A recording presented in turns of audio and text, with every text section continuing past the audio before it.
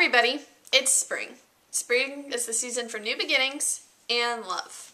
So I'm going to tell you about 3 romances that are wonderful spring reads. First is Boy Proof by Cecil Castellucci.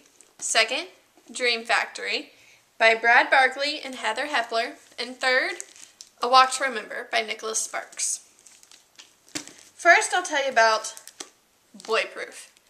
Victoria is 16 years old, living in Hollywood, and loves science fiction. She's renamed herself Egg, she shaved her head, and she wears a long white cape to school every day. All of this is based off of the lead character in her favorite sci-fi movie, Terminal Earth, that she has seen 42 times. She has no friends, but this doesn't bother her. She doesn't need friends. She's above that. And she's also boy-proof. She's too smart and too scary for boys. But that all changes when Max Carter comes to town. He stinks, I think. The new boy stinks. I move away from him and then look sideways. Why did Miss Perez have to sit him next to me? It is so unfair. I look at him again. His hair is black and slicked back into a small ponytail. There are flakes of dandruff on his black sweatshirt, and he's wearing black jeans and a black t-shirt that says Hellblazer. That seems to be the coolest thing about him. I like that comic book. I shift away from him. He's working on his environmental program, scratching away like a chicken. I can see by the crinkle in his brow that he's struggling with it. He's probably not that smart. What are you looking at? He whispers, trying to look at me. He has nice eyes, the new kid, even though the rest of him is disgusting. I'm not looking, I'm smelling. I say, putting on my best Egg impersonation. When I have to speak to strangers, I turn into her.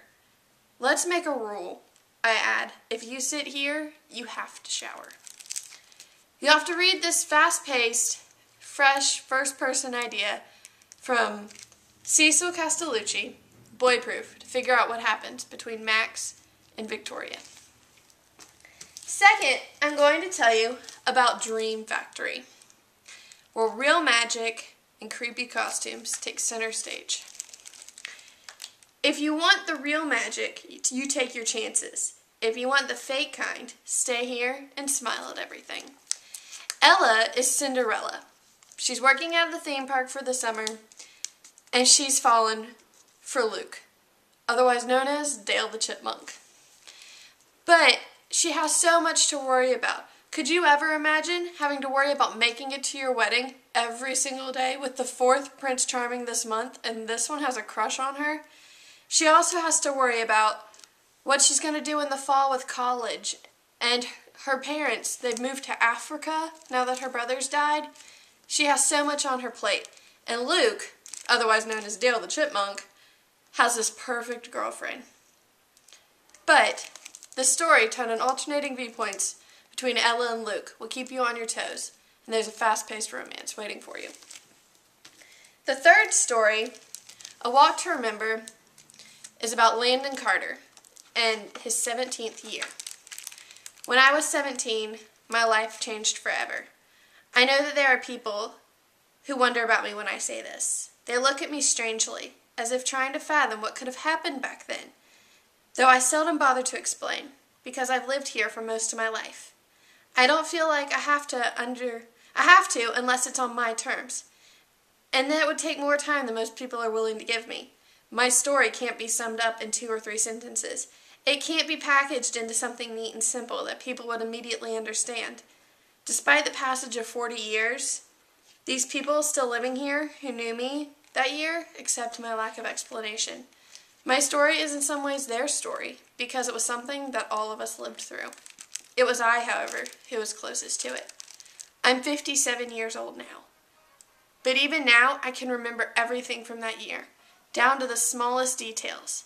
I relive that year often in my mind, bringing it back to life, and I realize that when I do, I will always feel the strange combination of sadness and joy. There are moments when I wish I could roll back the clock and take all the sadness away, but I have a feeling that if I did, the joy would be gone as well.